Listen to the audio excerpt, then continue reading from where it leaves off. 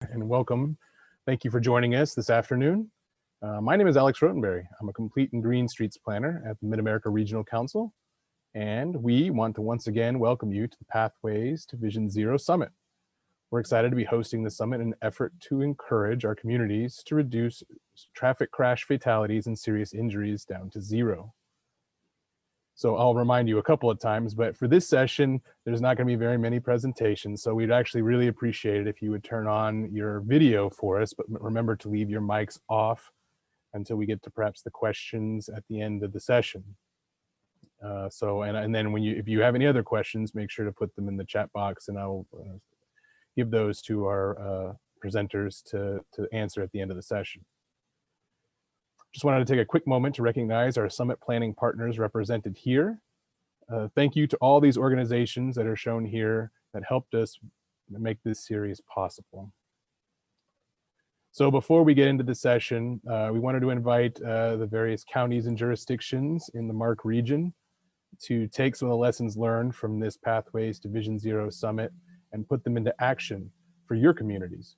MARC will be hosting a two-part a workshop with subject matter experts designed to help you through the policy and initial plan to make streets safe for everyone. So we would like you to save the dates for the December the 4th and the 8th, and registration will be opening shortly within the next couple of days. So we are very excited for our next session. It's entitled Impacts for Traffic Crashes, Personal Stories from Survivors.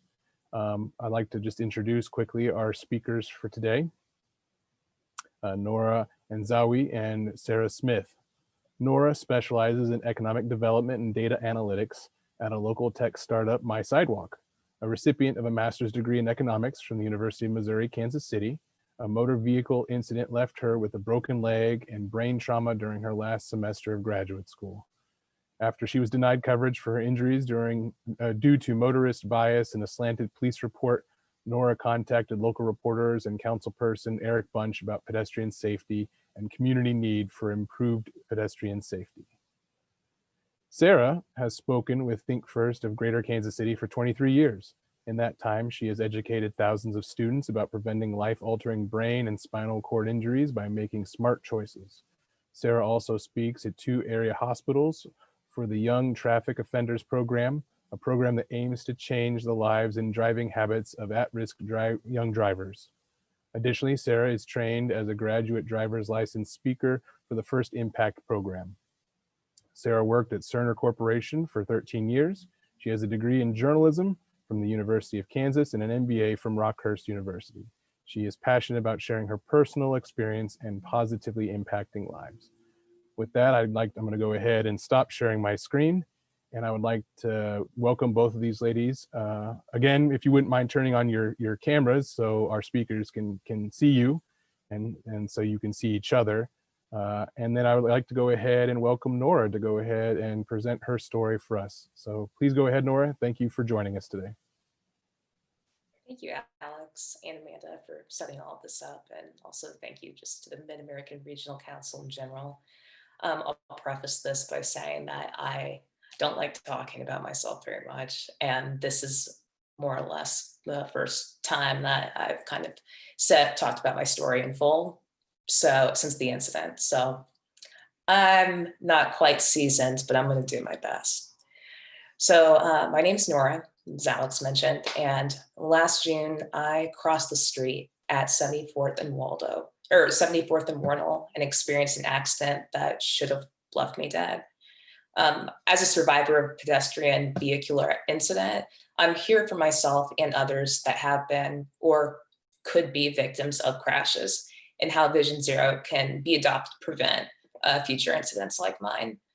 With the help of Vision Zero, our community can address the way our built environment affects our behavior and outside of the vehicle.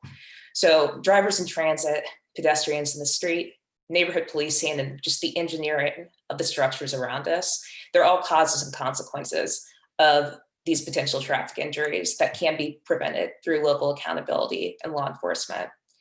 So with that, the things I'll discuss about my personal experience and how support of Vision Zero can prevent similar incidents from happening.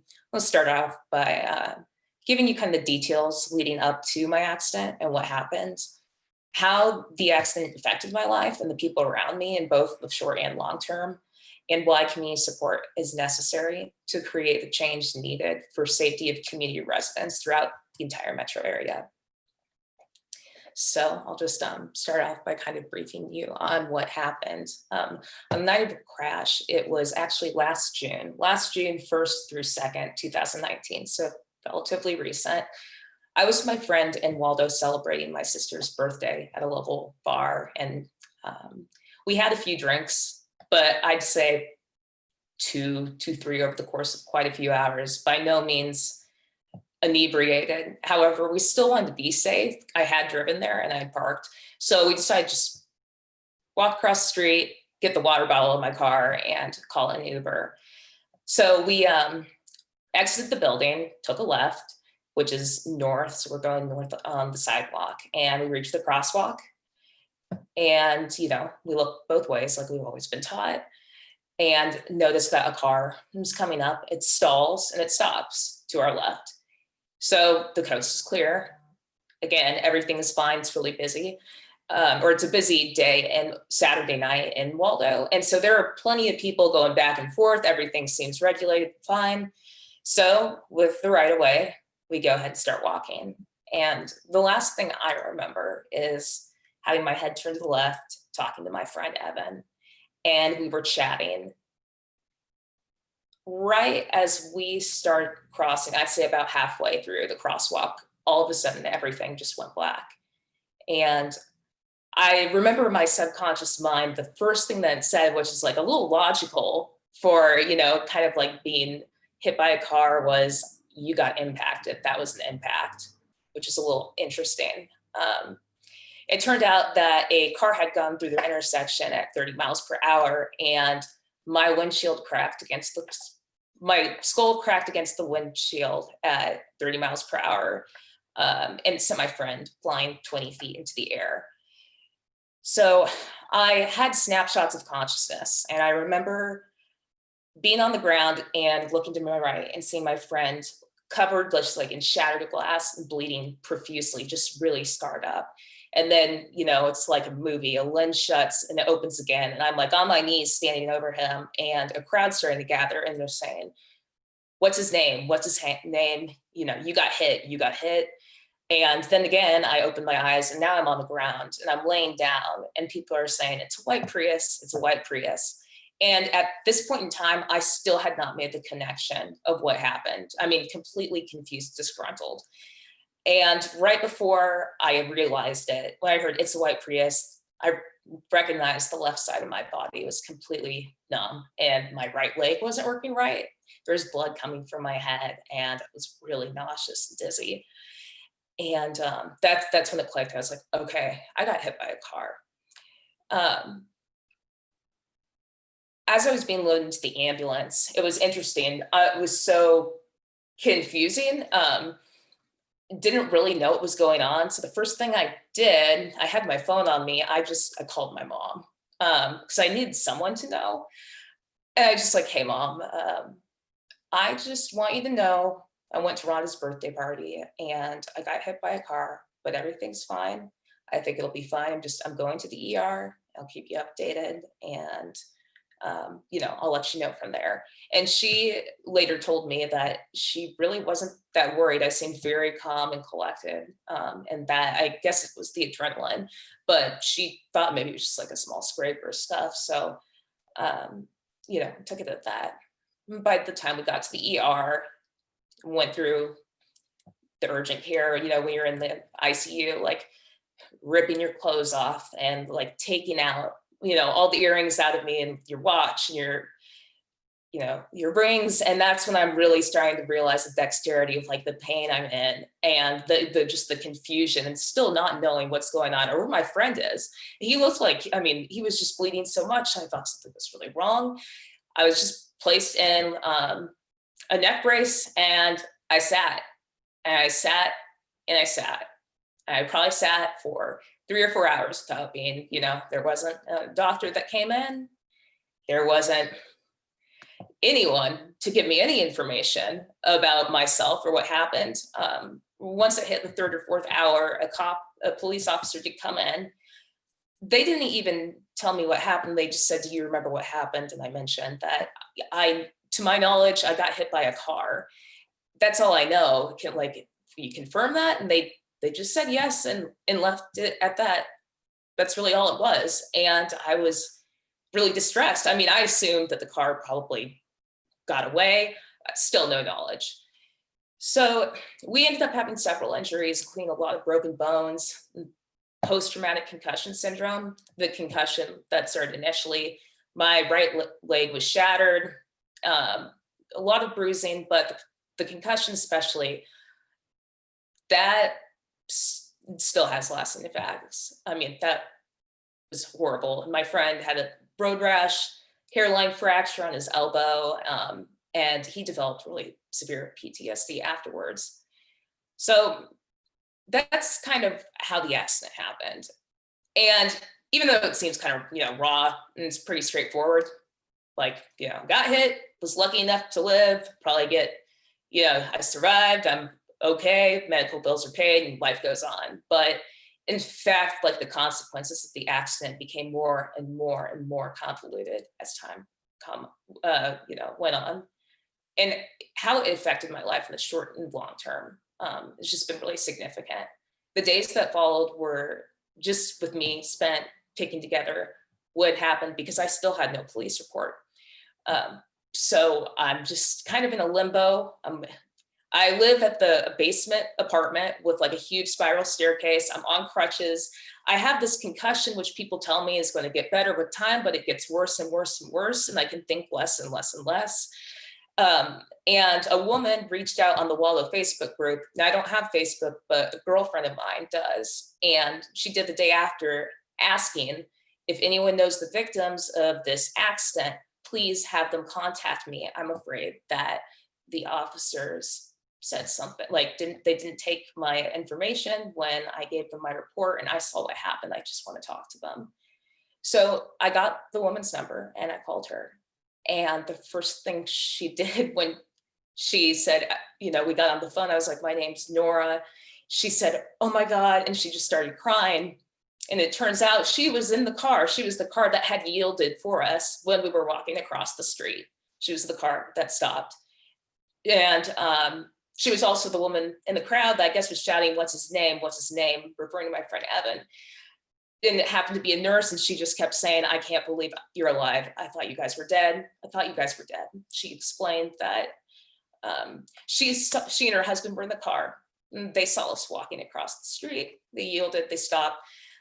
And as we went on, and it was their turn to go ahead and move, her husband, who was in the passenger seat, noticed the car coming north, south to north.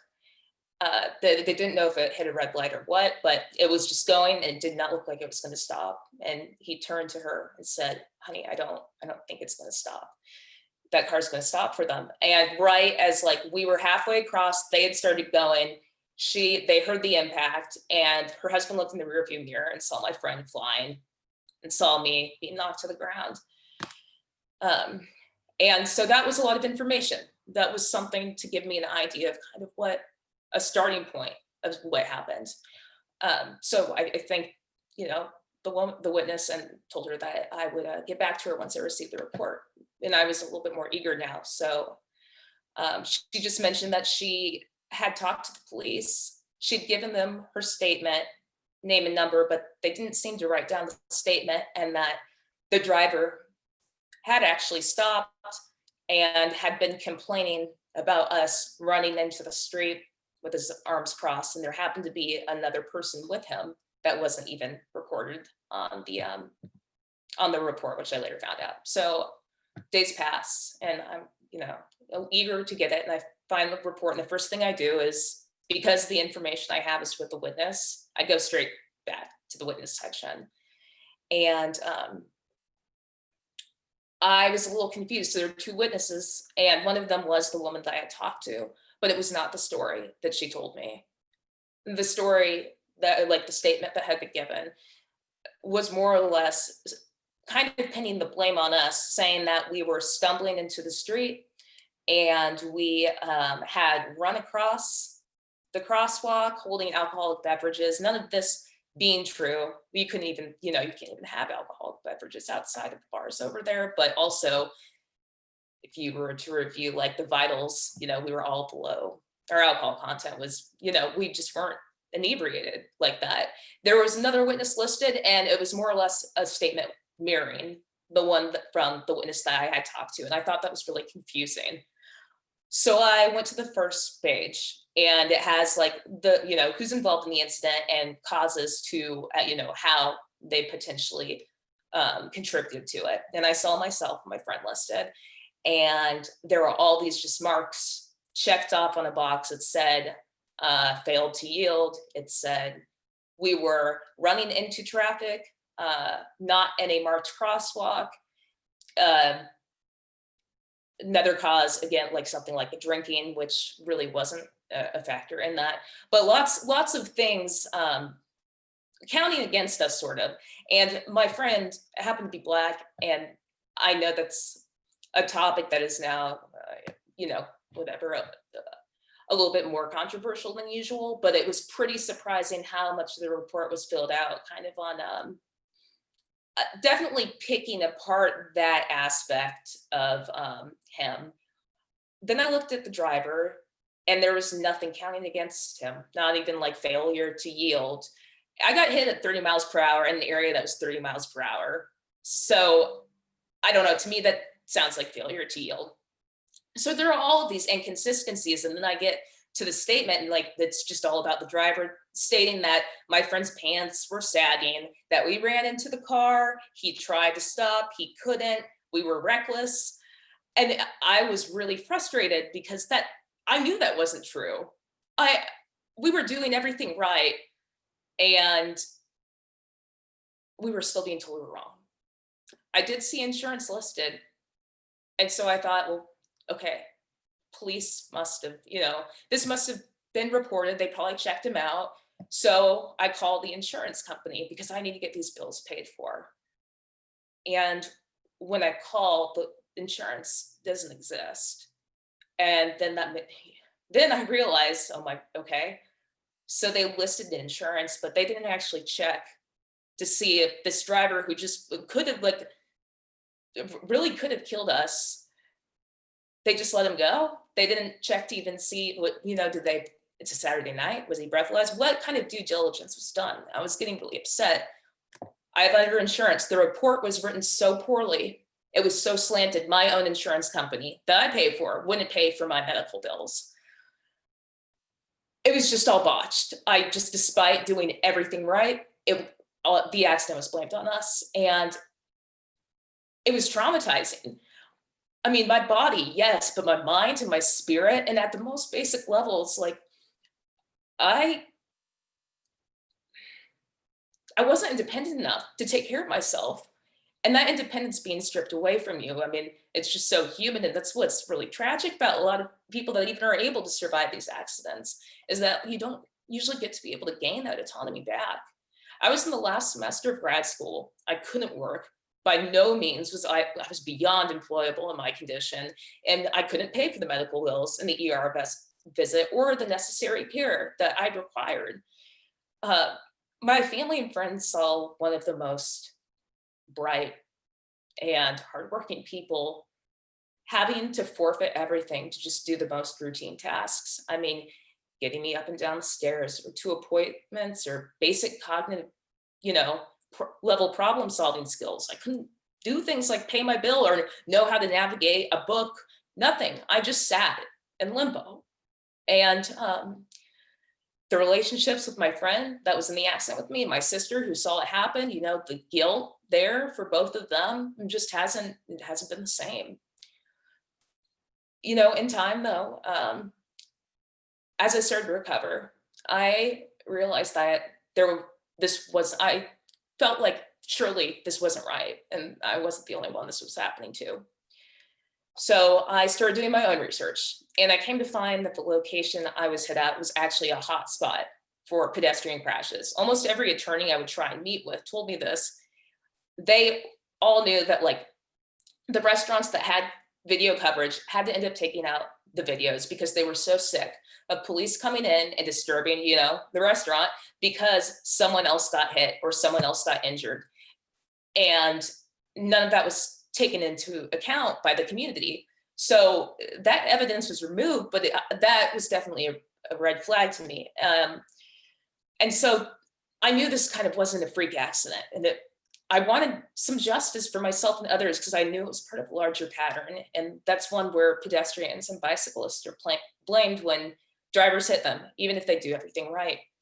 So after that, I reached out to the Office of Community Complaints. I submitted a request to amend the report at the very least so I can get some of these bills paid and get the healthcare, the help I needed. And it was have them re-interview the witnesses because I knew that the witnesses would, in a different situation, probably tell the story that they had told me. Re-interview myself. And then it was just months of radio silence. And I would usually call bi-weekly just to check and see on the status, of the report, because that's all I had left. I'd say last December 2019, about 6 months after I filed the report, I finally got through to the legal analyst and asked about the progress of the complaint. And he admitted that no one could agree on it.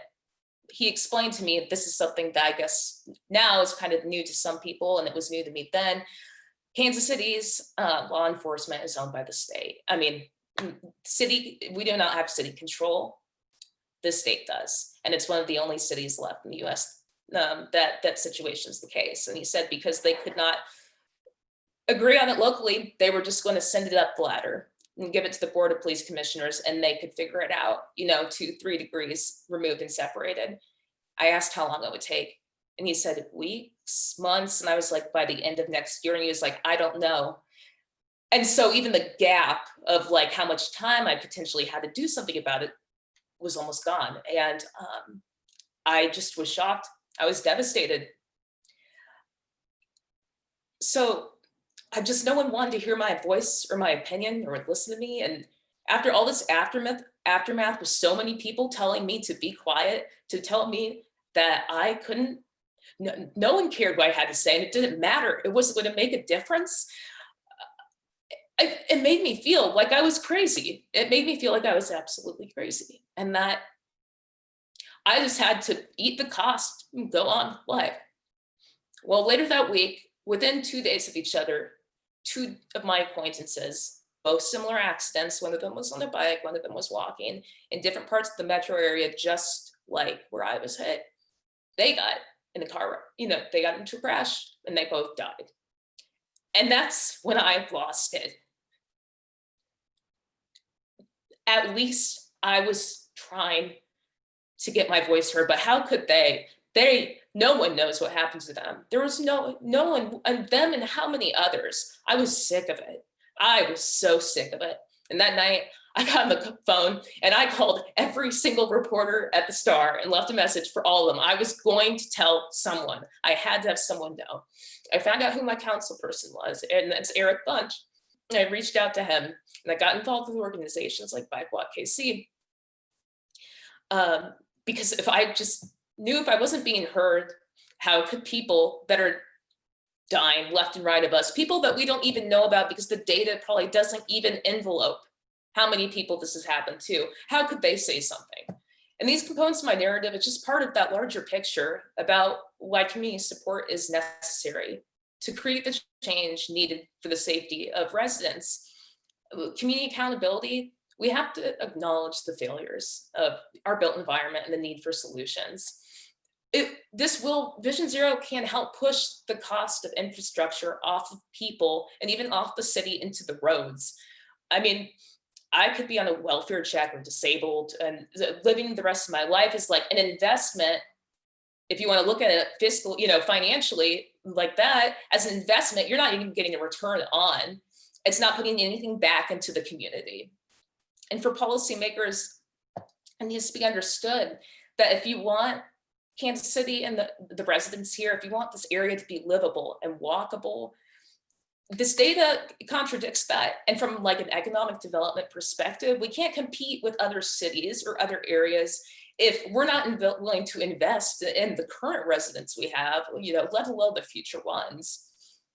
And, lastly, like the aspect of law enforcement, I know there are many authority figures that do a substantial and like really significant job trying to keep us safe and promote residential safety in the area.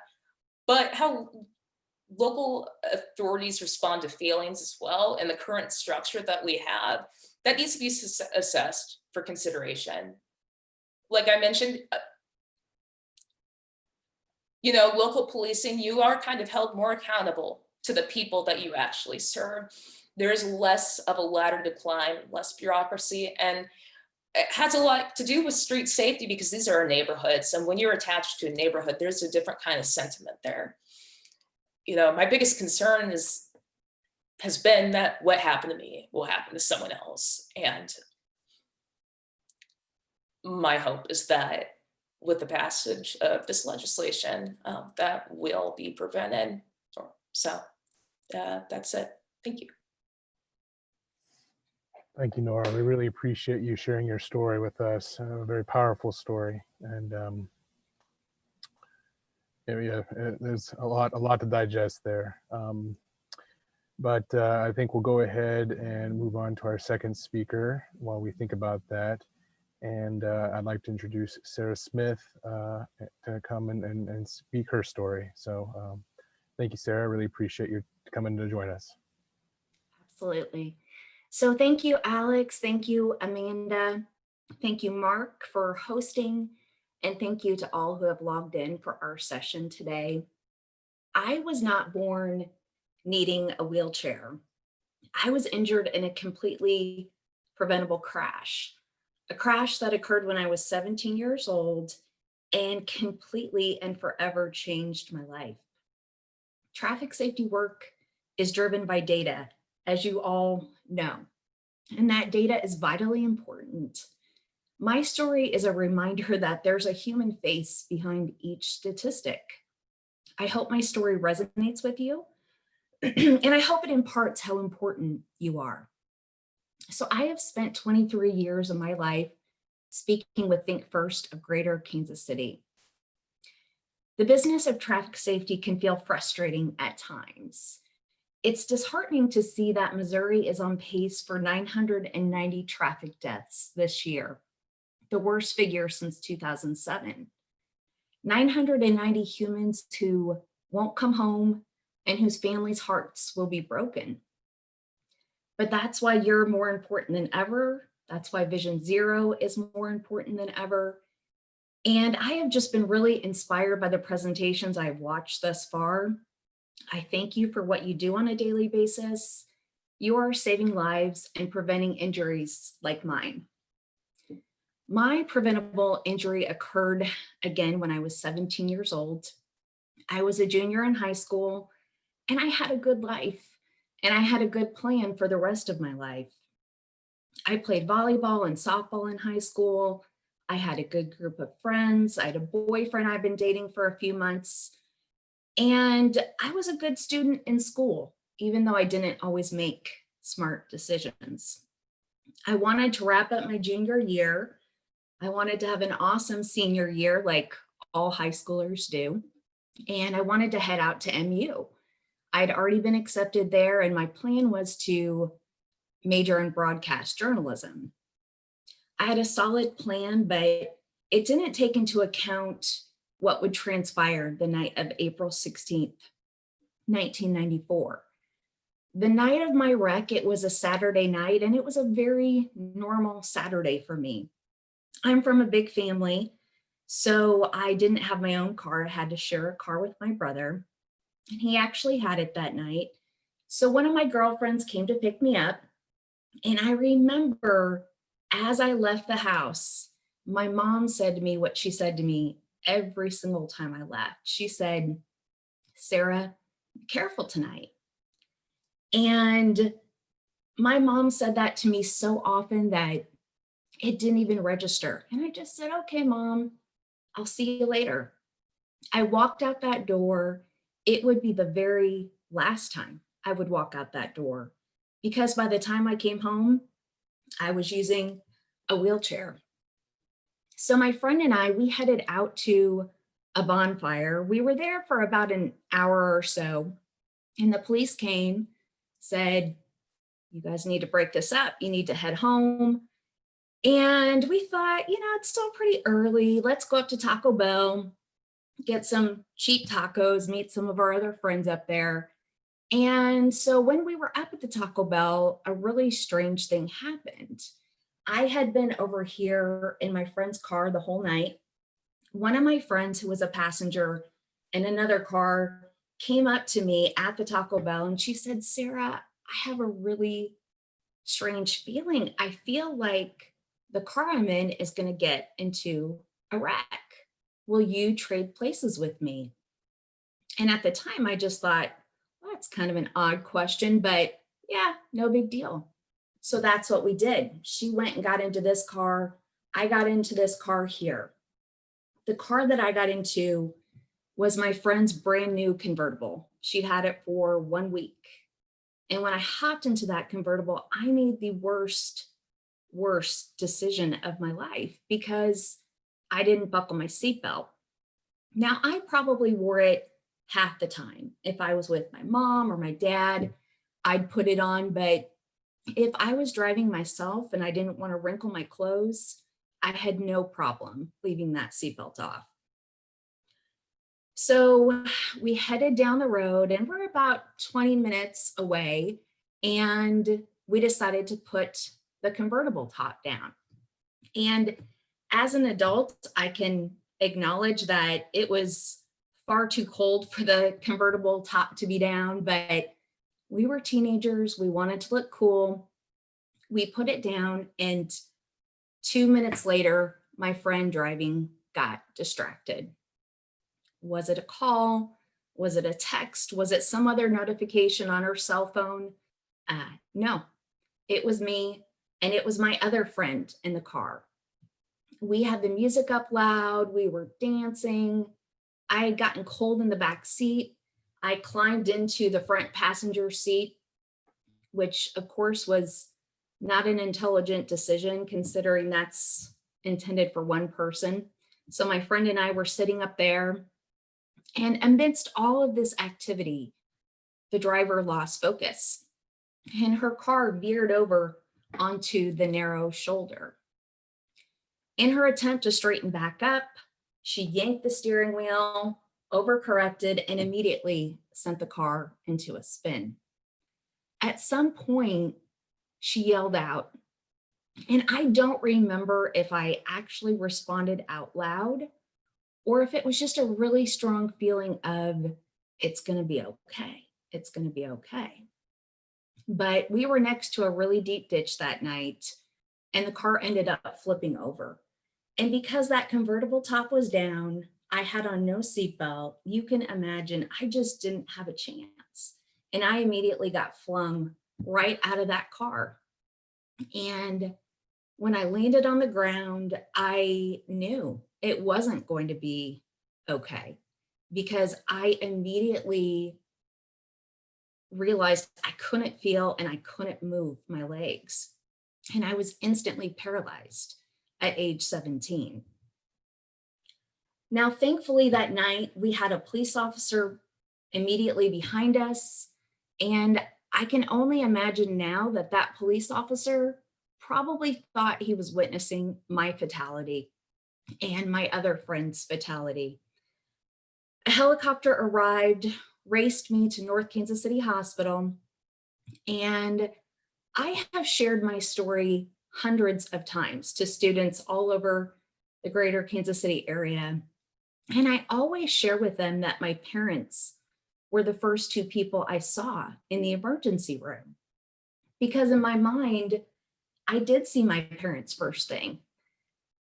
I actually had a chance to speak with them recently, and I didn't realize that my mom and dad actually spent hours agonizing in the ER waiting room. Worried, wondering, waiting. Not a nurse, not a doctor, not a clergy person, not one single person came out to update them for the hours they sat and waited.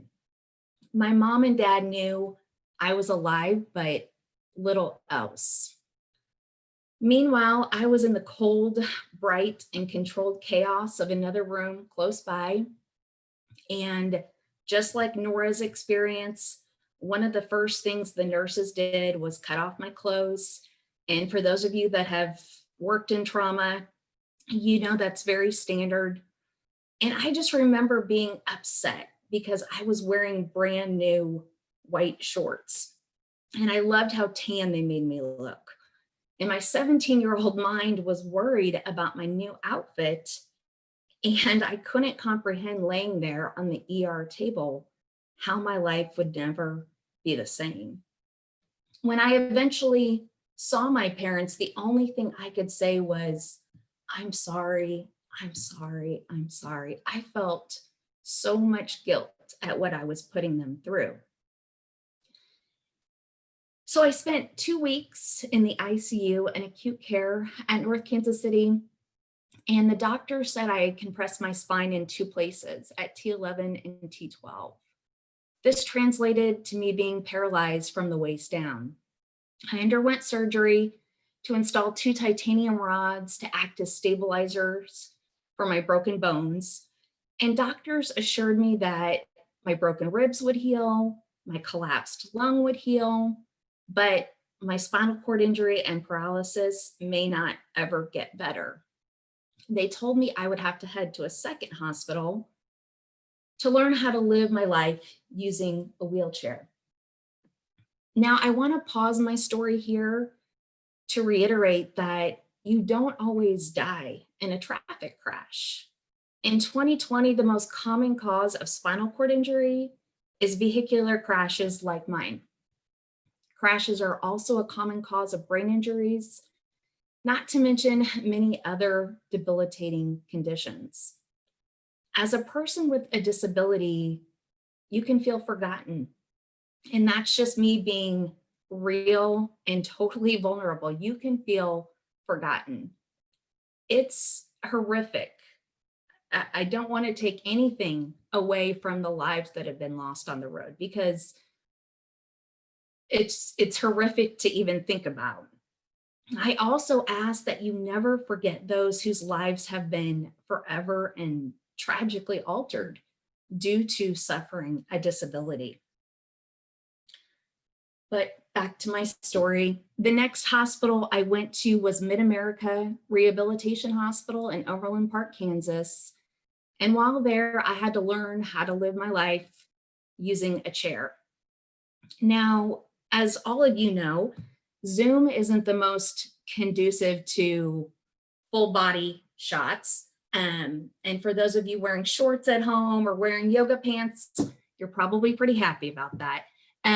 But I did want to just take a second to back up so you can see the reality of what I've been living with since 1994.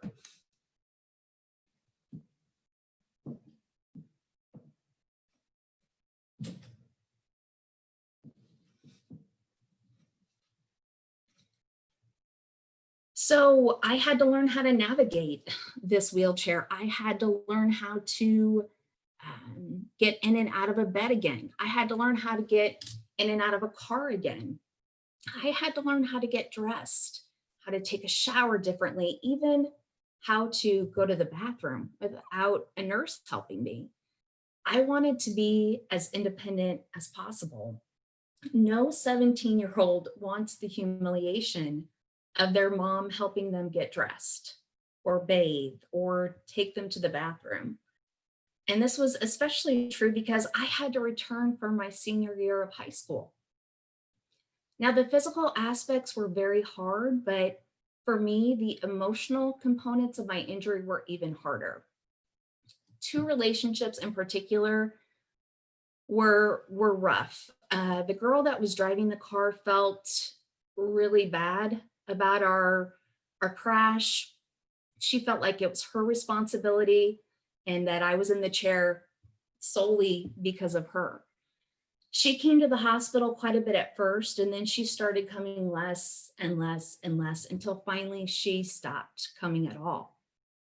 The boyfriend I briefly mentioned to you at the beginning of my story, he came to see me one time. I was already in the rehab hospital. He came in and he said, "What were you working on today?"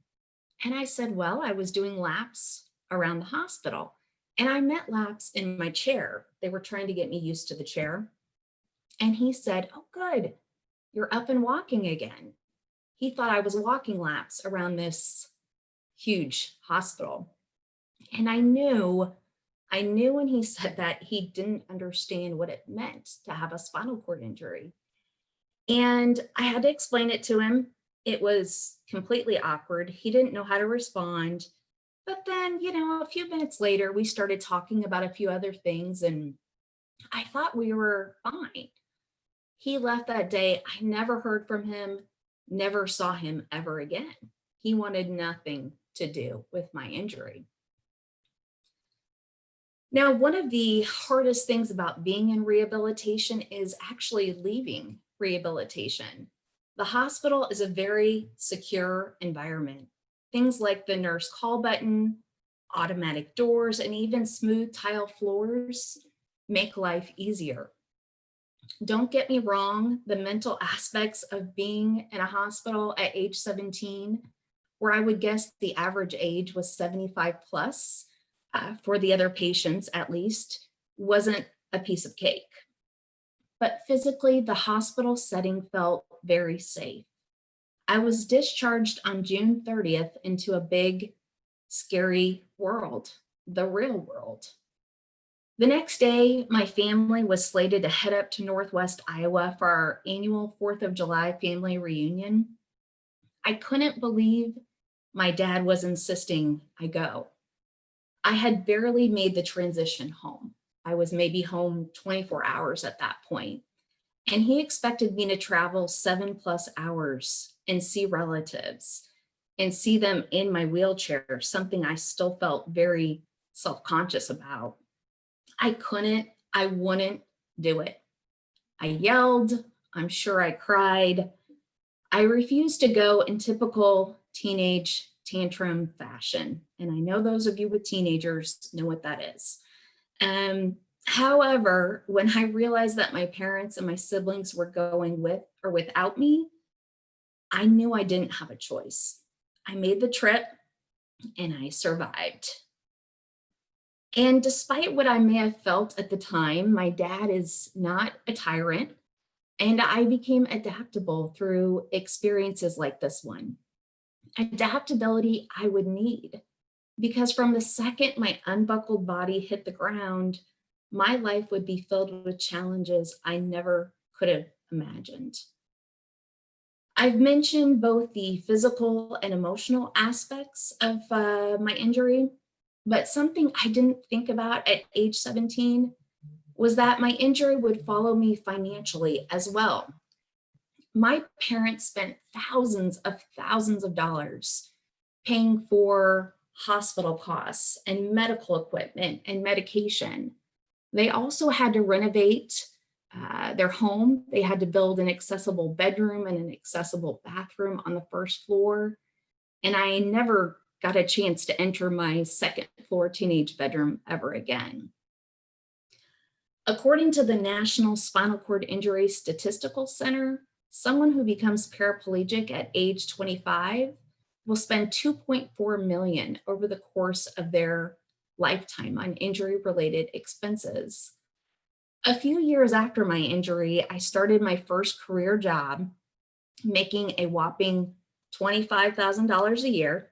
I know, very impressive. And at that point, I took on that financial burden. Sometimes my amazing mom would drop a couple bags of groceries at my first apartment door because she knew I could really use the help. Now, I haven't shared my story with you for you to feel sorry for me. Yes, the reality is that a couple preventable actions have taken many things from me. Some are little things, such as feeling sand between my toes while listening to the crash of ocean waves. Some were big things. I sat in a wheelchair and had to receive my high school diploma at my seat while fellow classmates walked across the stage to receive theirs. I couldn't walk down the aisle at my own wedding or have a first dance with my dad. However, I moved forward after my crash. I consider myself very lucky, very fortunate because of the level of support I had, the financial resources available to me, and growing up with a strong faith that gave me hope in the darkest moments. Because of these things, I graduated on time with my high school. I attended KU and received a degree in journalism. And it's kind of funny, one of the most common questions I get when I speak to students is, why did you switch from MU to KU? But I'll save that for another Zoom call. I started working at Cerner Corporation immediately out of college, and I've since also gained my MBA. I have a wonderful husband, far better than the boyfriend who left me, and my family and good friends continue standing by me. I still feel passionate 23 years later about educating students that their choices behind the wheel matter. I also serve on the board for the Greater Kansas City Spinal Cord Injury Association and have met incredible people whose paths I may have never crossed otherwise. I don't dwell on the things that my injury took away from me, but one thing does pain me. My injury was 100% preventable. It didn't have to happen. The driver of the car that night had on her seatbelt. The only thing she did when we wrecked was unbuckle her seatbelt, open the door, and she ran out to help me and my other friend who had also gotten thrown out. Seatbelts save lives and prevent serious injuries. They're the single greatest way to increase survivability in a crash. They're simple, immediate, and free to use. If everyone in Missouri buckled up, we could save 240 lives every year. We could prevent injuries like mine. Reducing distracted driving also saves lives. Distracted driving is the fastest growing contributor to crashes. 54% of the time, someone other than the driver is killed. My injury is tough to live with, but I can't imagine living with the pain of taking another person's life through my own negligent, distracted driving. Sharing the reality of the data and sharing my real life personal story is what I do through Think First. And there are several other speakers like myself with serious brain and spinal cord injuries who speak for our program. If you know of a school that would benefit from a Think First program, please contact Charlotte Melson. And actually, Alex is going to be putting in the chat her contact information. We've started doing programs virtually, so we're absolutely ready for you. If you're not in the Kansas City area, Charlotte can also direct you to the correct contact. In conclusion, both Nora and I ask that when you are feeling frustrated as you review the latest set of stats, please stop and think about us. Think about the humans whose lives you have positively impacted, people who would have been injured or even killed without your intervention. Think about their families. Think about the humans whose lives you can still positively impact. And just don't give up. Listening to the speakers in previous sessions has illustrated that meeting Vision Zero won't be easy. Your current collaborative efforts, whether regarding policy, driver behavior, engineering, enforcement, whatever your traffic safety field is, those efforts make a difference. Your future collaborative efforts as it pertains to living out Vision Zero make a difference. Thank you for your efforts. Thank you for your collaboration, and thank you for listening to our stories. Wow, that was, both of you were incredible. Thank you so much both of you, both Nora and Sarah, for joining us today and sharing your incredible stories. Very, very inspiring words, a lot to think about there. So I just wanted to say thank you very much. We've got a couple of questions that have come in, and so I thought I would start with one of those. Is what is the top thing on your list? So this is for both of you, that needs to be done in order to prevent more crash fatalities or injuries. Nora, why don't we start with you?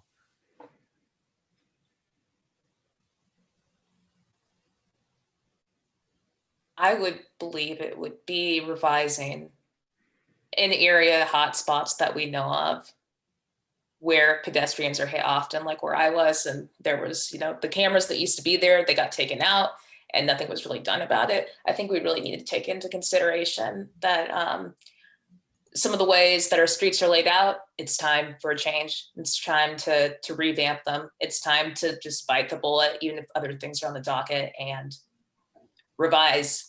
See how the lighting is, see if there are signs for crosswalks, do what you can to make it so the environment itself can help prevent traffic accidents. Mm-hmm. Mm-hmm. Thank you. Sarah? Yeah, I would say, I know that there has been a ton of great work over many, many years. And I consider myself part of that work through the education that I have done through Think First. But to me, implementing something that's just beyond what's currently been done, like Vision Zero, I think is awesome. It doesn't sound like it's easy, but being able to learn from other countries and also some of the US cities that have implemented Vision Zero seems like an awesome next step to preventing injuries and saving lives. Awesome, thank you.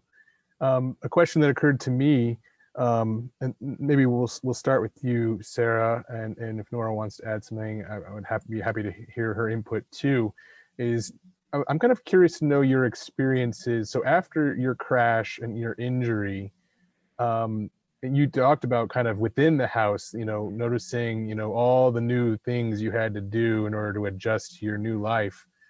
I'm kind of curious to know what kinds of things you noticed when you're out and about. Like, so Nora was talking a little bit about like the built environment, so sidewalks and ramps and, things that, that are supposed to be put into place to comply with the American Disabilities Act.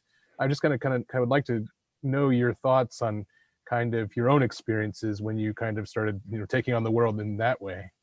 Yeah, that's a really good question. And I could write a book on the obstacles that are part of my everyday life, just from the built environment perspective. I first want to say, though, that I am very grateful for the ADA because I have done some international traveling since I've been injured, and the United States is like worlds apart from many of the countries I've been. But the most difficult part of the ADA is that there's not a great enforcement component built into the law. So I can travel to a business and they can have even steps leading in, and this could be a new building, newer, not one that would have been grandfathered in. And unless I want to take that business to court, there's not a great way for me to really hold their feet to the fire. So gosh, there's tons of things every single day that you encounter from being in the chair. And the most frustrating part is that a lot of times you feel kind of powerless to change it. Now, many businesses, it's inadvertent, they don't realize it, even though they've had many years. The law was passed in 1990, so they've had many years to come into compliance. But sometimes it is an honest mistake, and there are people willing to change and get themselves into compliance. But it's just a constant battle. I will say it like that. It's a constant battle every day, even in a country like the United States. Thank you for that. Kind of to kind of change the question a little bit for you, Nora. I guess, you know, when I, for as an example, when I worked on a political campaign many years ago, you know, I had never really noticed yard signs before, but when I had to construct thousands of them, you know, I now can't not see yard signs in people's yards. And so I'm wondering, you know, maybe you didn't pay as much attention before the crash to crosswalks and things like that. Have you noticed things now, you know, that you maybe had not noticed before prior to your crash? That's a really good way to pose the question. Thanks, Alex. Mhm. And yeah, certainly. I mean, that did change almost overnight. And it also did make me notice about the way I drive, also behind the wheel, and to be more conscientious. But I certainly have, and especially in the areas that I frequent the most, how, I wouldn't say I was being nitpicky, but just like, yeah, the realization that there are so many things that could go wrong that haven't gone wrong. Or, you know, especially seeing a lot of these busy intersections where there aren't crosswalks and there's still a lot of foot traffic. I don't know. I've certainly become more hyper aware of that, and not to the degree of, you know, Sarah's exactly, but when I was in the cast for a while, and even following that, that was certainly, at least, even though it was temporal, something that I definitely took note of when it got to a point where I could maybe be able to go out, and I couldn't drive though. So we want to take the bus, and you can't really get in the bus, or, you know, I want to go to school, you go to and get an Uber, you can't really do that. Lots of you've got both hands that you're being used. It really just made me, I mean, those obstacles again were like ones that were adaptable and you could get past, but it certainly made me look at others, whether they're in a cast or in a wheelchair, like in a completely different light. It really made me consider, you know, what they have to go through. Thank you. Thank you for that, both of you. I think I'll end. There was a quite a lengthy comment that was left in the chat, but I think it really encapsulates, you know, our feelings here today. I'll just read it to you if I may.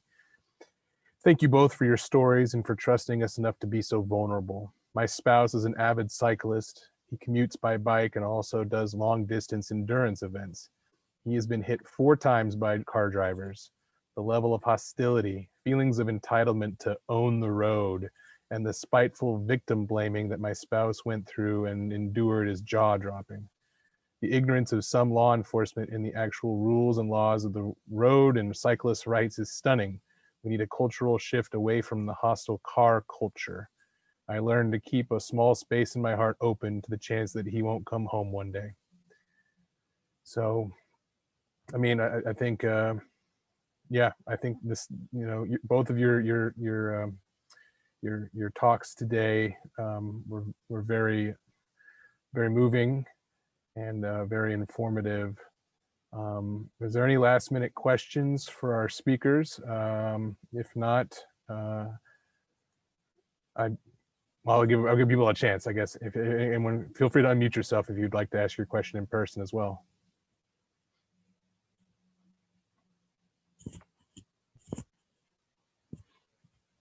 Okay, well, that's all right. So again, I would just like to say thank you to Nora and Sarah for, you know, giving your incredibly powerful speeches today. Your stories are inspiring to us and a warning story for us as well that, you know, I think we've done a lot towards traffic safety. I think a lot of that is geared towards car-on-car crashes, and that Vision Zero is looking at an approach where we need to consider all roadway users, transit users, those with disabilities and those without, those of all ages, you know, those that are walking or rolling, those that are bicycling, you know, everybody that's using the roadways. So with these stories in mind, I think a lot of our people that have come today to listen to your stories will be mindful of that moving forward. So just wanted to say thank you very much for being here today. We really appreciate your time and your stories. Thank you. Thank you. And with that, I think we'll call it a day. We've got several more sessions next week, so we look forward for people joining us. And thank you for your time. Really appreciate everybody.